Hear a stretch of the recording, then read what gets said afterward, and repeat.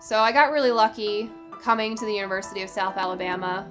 There hasn't been a lot of marine debris research in the Northern Gulf or the Gulf of Mexico at all, especially with microplastics.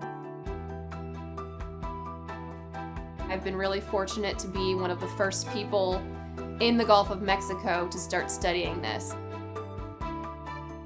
So most of the microplastics that we have in the Gulf of Mexico, at least in our area, which I have found so far, are actually something called a secondary microplastic.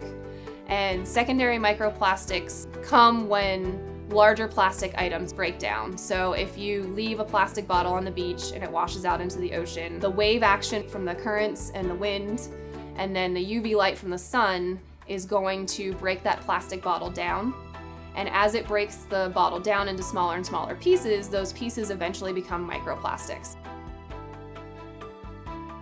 A piece of plastic that is smaller than 5 millimeters in size, which is about that big.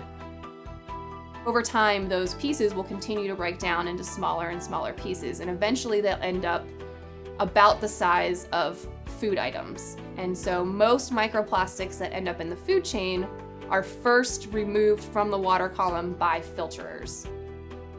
And so if they get caught in the digestive tract or move into the bloodstream, then when larger predators come along and feed on them, then they have the chance to work their way up the food chain. But if we can get a handle on things now, I think we can significantly decrease how much plastic we're seeing in the oceans. I hope that people will remember me and say, Caitlin Wessel is the girl that pioneered marine debris research in the Gulf of Mexico. She's the one that really got us started here, and she's done a lot of great research work that has really expanded our field of knowledge and made an impact and helped to decrease the amount of marine debris we find in the oceans.